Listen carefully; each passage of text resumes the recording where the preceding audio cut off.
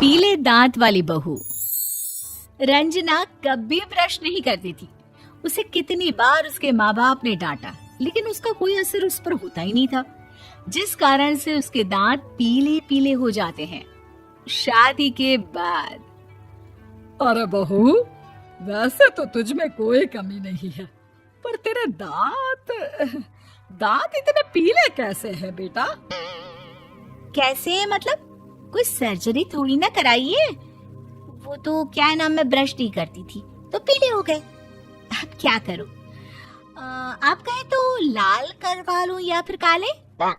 यार ये क्या है, क्यों माँ से लड़ रही हो? लड़ रही हूँ? अरे मैं लड़ रही हूँ या ये बोल रही है कि दांत पीले हैं, पीले। अरे तपस्या थोड़ी ना की है इन्हें पीले करने के लिए। बकायदा ब्रश नहीं किया है 20 साल तक, तब जाकर। छी, कैसी बात कर रही हो? ये उस वक्त तो पीले नहीं थे जब हम लोग तुम्हें देखने आए थे। अरे तब साफ करवा लिया होगा डेंटिस्ट के पास जाकर। अब देखो कैसे पीले पीले लग रहे हैं। रंजना सास की तरफ गुस्से से देखती है। फिर शुरू हो गई पीले पीले पीले। अरे पीले तो तब भी थे जब मेरे हाथ का रसगुल्ला उड़ा उड़ा कर खा रही थी और बोल रही थी, लड़की नहीं गुणों का खजाना दे रहे भाई साहब आप। खैर, अब वो लोग करते भी तो क्या करते, पीले दांत वाली बहू पल्ले पड़ी थी तो झेलना तो था ही। एक दिन कीर्तन में रंजना गाना गा रही थी। अरे कमला बहन, माँ का द्वार है, यहाँ तो सब शुद्ध होकर आते हैं, फिर अपनी बहू को ब्रश भी नहीं करवाती तुम। दूर से पीले पीले दांत भक्ति में बाधा उत्पन्न कर रहे हैं। अरे कोई 2 साल के बच्ची थोड़ी ना लेकर आई हूँ मैं बहू बनाकर। अच्छी खासी लड़की है, अरे कैसे करवाऊं ब्रश? ये तो उसे खुद करना चाहिए ना। अब माँ बाप तो इसके जैसे तैसे निपटा दिए, ये नहीं सोचा कि सास कैसे संभालेगी। सास बहू को लेकर घर आ जाती है, लेकिन सोच लेती है कि अब इसे लेकर कहीं नहीं जाएगी। अगले रोज बहू कहती है, अरे क्या हो गया, मंदिर नहीं जाना क्या? कीर्तन का वक्त हो रहा है। मेरी मधुर वाणी से कान्हा जी जागते हैं और सोते हैं। आप तो जानती है ना उनकी भक्ति में कितना मन लगता है मेरा। वो क्या है ना, तबीयत ठीक नहीं लग रही है मेरी, आराम करूंगी मैं। तबीयत ठीक नहीं लग रही? अभी तो मिथुन के गाने पर नाच रही थी आप, और अब बोल रही है कि तबीयत ठीक नहीं लग रही। अरे भक्ति में मन लगा लो सासू माँ, ऊपर जाना है, क्या मुंह दिखाओगी आप? हाँ? सास को बहू की बात पर गुस्सा आ जाता है। मैं क्या मुंह दिखाऊंगी, इसकी चिंता तो ना कर, समझी? अपने मुंह की चिंता कर, जो ये पीले पीले दांत लेकर हर जगह पहुंच जाती है। पता है लोग कितना मजाक बनाते हैं। ना जी ना, मैं नहीं जाना कहीं तेरे साथ।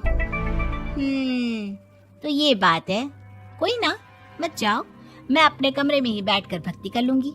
ऊपर वाला दांत थोड़ी ना देखता है, मन देखता है, भावना देखता है। और अरे बस बस, तू सब कुछ दिखा, बस ये सफेद चमकदार दांत ना दिखाना किसी को, है? जा यहाँ से। बहू को सास की बात का कोई फर्क नहीं पड़ता, वो तो जैसी थी वैसी ही रह जाती है। सुबह नहाकर किचन में खाना बनाना, फिर खाना खाना, कीर्तन भजन करना और सो जाना। एक दिन, माँ जी मैं सहेली के घर जा रही हूँ, शाम को लेट आऊंगी। हाँ हाँ, तो जाना, मैंने कौन सा तेरी आरती करनी है घर पर बैठकर। रंजना सहेली के घर जाती है, जहाँ वो पार्टी में जाने की तैयारी कर रही होती है। अरे शिखा, कहाँ जाने की तैयारी कर रही है? मैं गलत वक्त पर आ गई क्या? अरे नहीं यार, उल्टा सही वक्त पर आ गया। मैंने ये साड़ी और ज्वेलरी निकाली है यार, शाम को इनके ऑफिस की एक पार्टी में जाना है। बताना कैसा लग रहा है ये सब? नहीं यार, इस ड्रेस के साथ तो वो वाली ज्वेलरी अच्छी लगेगी। हाँ हाँ सही बोल रही है, मैंने ध्यान ही नहीं दिया। वैसे तो हमेशा से मस्त फैशन सेंस रखती है। तो बड़ा जाती होगी ना पति के साथ पार्टी में। रंजना कुछ नहीं बोलती, बस सोचती है कि यार काश ये बात सही हो जाती, पर मैं क्यों नहीं जाती पार्टी में? क्या इन लोगों की कोई पार्टी होती नहीं होगी? रंजना घर आती है और रात में पति से सवाल करती है, एक बात बताइए, आप मुझे किसी पार्टी में क्यों नहीं ले जाते? क्या आपकी यहाँ ऑफिस में पार्टी नहीं होती? पति बेचारा क्या कहता कि दांत पीले हैं तुम्हारे इसलिए। अरे कोई पार्टी होती नहीं हम लोगों के ऑफिस में, तो कहाँ से लेकर जाऊं? और मार्केट, मॉल, कहीं वीकेंड घूमना, कहीं तो। अरे यार, सारे हफ्ते में एक छुट्टी मिलती है, तो सोचता हूँ कि आराम ही कर लूं। क्यों? रंजना मन मार के रह जाती है।